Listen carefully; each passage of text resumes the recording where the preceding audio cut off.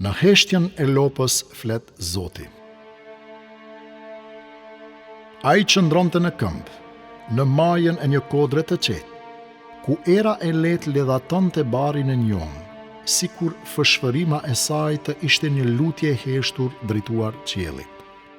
Tingujt e zileve të deleve dhe cicërimat e zogjve krijonin një muzikë të papërshkrueshme, që nuk ishte thjesht e dëgjueshme, ajo ndjehi në lëkurë, në frymarrje, në zemër.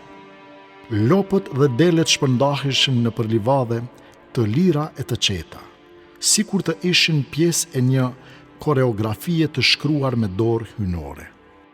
Adili i vështroi me një dashuri që s'mund të ngjizej në fjalë. Ishte një përgdhelje e brendshme e shpirtit, një ndjenjë që buronte nga thellësia e një jete të thjeshtë, por të mbushur me kuptim.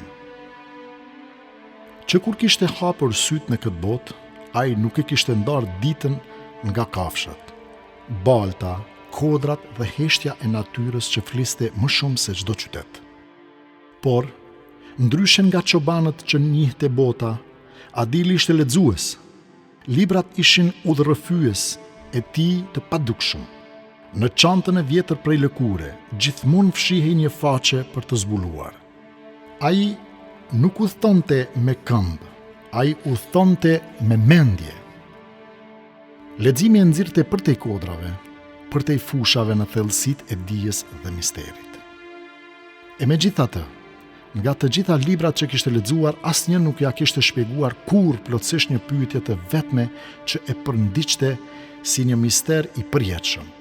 Si është e mundur që një lop, duke ngrënë barë të gjelbër, të prodhoj qumsht të bardhë, të ngrohtë dhe të ëmbël? Ai e dinte procesin biologjik, emrat e enzimeve, fazat e tretjes, por thellë ai e kuptonte se asnjë fjalor shkencor nuk mund ta përkufizonte mrekullinë që ndodhte në brendësi të një kafshe të thjeshtë.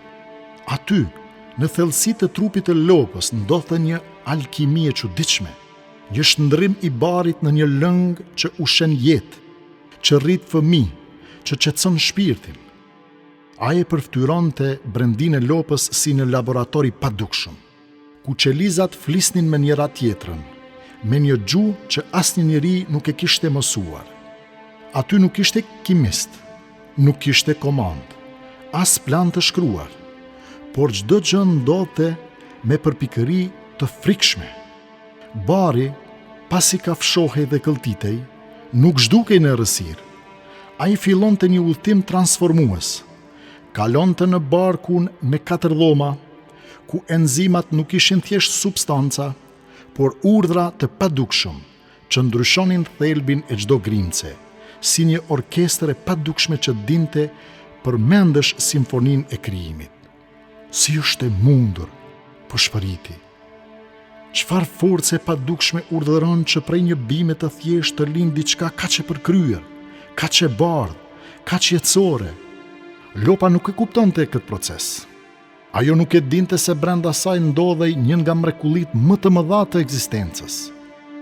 As ajo vetë nuk është autore e veprës që ndodh në trupin e saj. Ajo nuk kontrollon asgjë. Atëherë kush? Jo, tha me vete. Nuk mund t'jetë rastësi. Rastësia nuk krijon rend, nuk krijon urtësi, nuk krijon qumsht. Ai ngriti syt nga libri dhe i mbërthyer qiellit. Qielli ishte blu dhe i pafund, por nuk ishte bosh.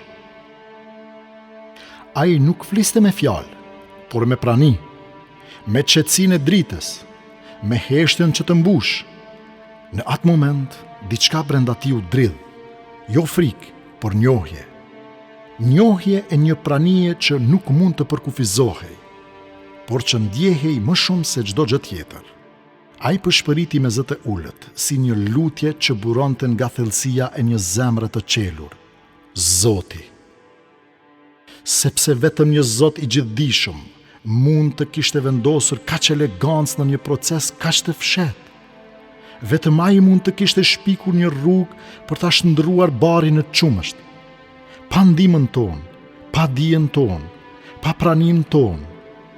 E çdo herë që Adili pinte një gotë qumsht, e ndijente se nuk po pinte thjesht një lëngë, por po pinte një argument të gjallë për ekzistencën e Zotit.